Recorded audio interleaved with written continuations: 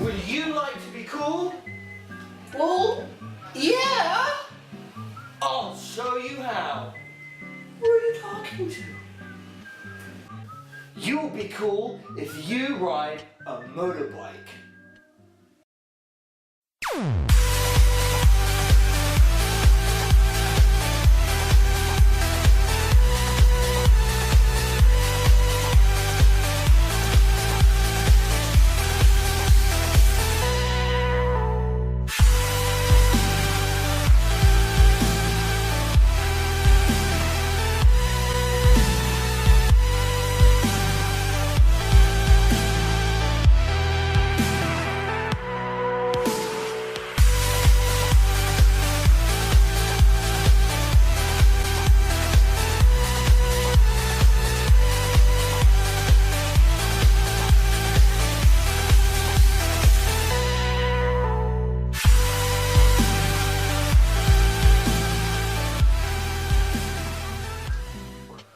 Wait, but how?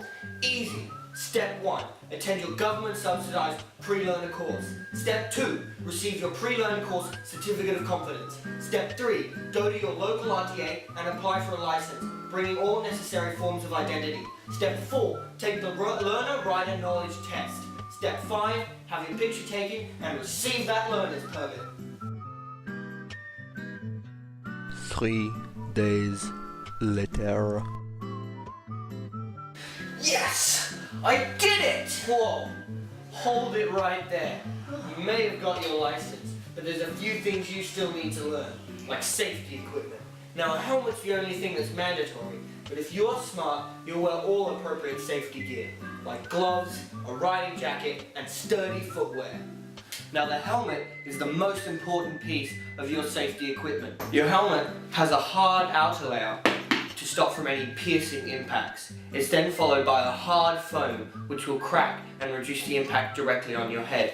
The next layer is the soft foam inside so that your head won't roll around as much and will have a nice soft impact in the event of a crash. The helmet will be fastened using this double D ring and strap here. When the helmet is applied properly, it should not roll around at all on your head. Now, this helmet is big and black, and it's also heavy and padded, so you might think you'll get hot on these hot summer days. However, a number of features have been added to keep you cool during these times. For instance, there is an airflow system in the top of the helmet as well as in the mouth area, and also the ability to raise and lower the face guard. The face guard itself comes with an anti-fog layer that goes on the inside of the screen. Now, this screen can be locked by pushing the button here on the left hand side of the helmet. Once applied, the helmet cannot be lifted up. The face mask itself can be swapped out. Also, on the inside of the helmet, you have the ability to pump up these cheek pads as to get a better fit on your face. The helmet itself has a number of soft pads on the inside. Now, these pads are removable, so if you go on a ride when you're hot and sweaty and your helmet starts to stink, you can clean it when you get home by just removing the pads. What? Oh, sorry. You can get them, remove the pads and get your mum to clean them for you. Next up, we have the riding jacket. Now, the riding jacket is important because if you fall off, you don't want to look like the model in your science lab. Oh. The jacket itself is padded in a number of places, such as the back, the shoulders, and the elbows. The jacket is also covered in a very strong textile so that it won't just tear apart if you fall off and ride along the road. The jacket also has a number of pockets where you can store things while you ride. It also has a removable, waterproof, windproof inner layer. This can be taken out on hot days so to allow more airflow through to the rider. However, because of the textile outer layer, it still will offer the same protection.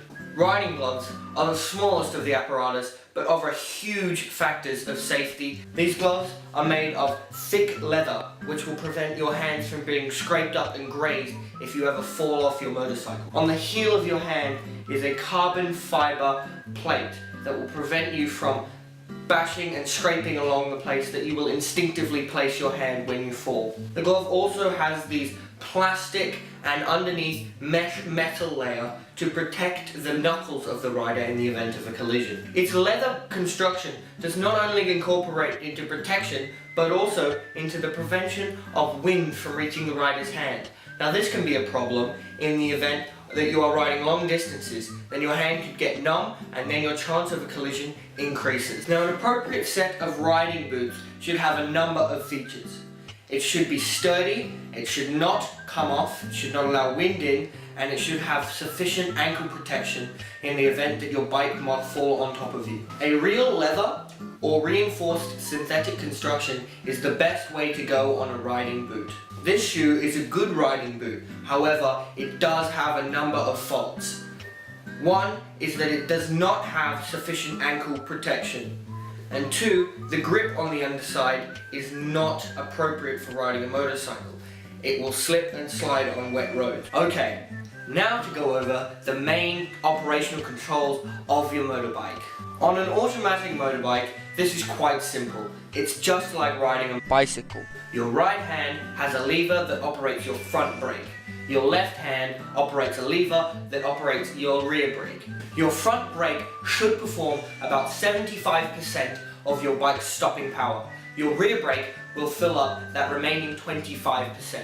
Your front brake should only be operated when the bike is in an upright position. Otherwise, you will make the huge risk of pushing the front brake and your bike is more likely to fall over.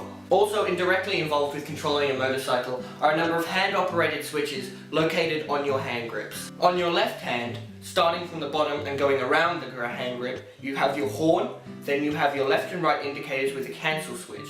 After this, you have your high beam locators, and on the back of the hand grip, you have your passing light. Operated by your right hand, you have your engine ignition and your engine kill switch. However, on a manual motorcycle, this becomes considerably more complicated.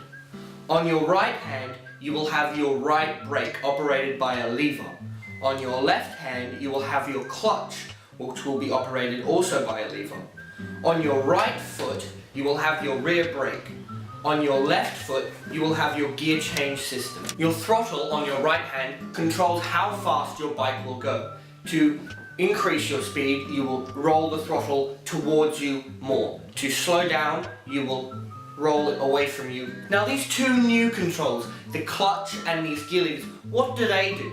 Okay, so your clutch controls the engaging and disengaging of your gears. When you pull that left lever in, it will disengage your gears and your bike will have no drive.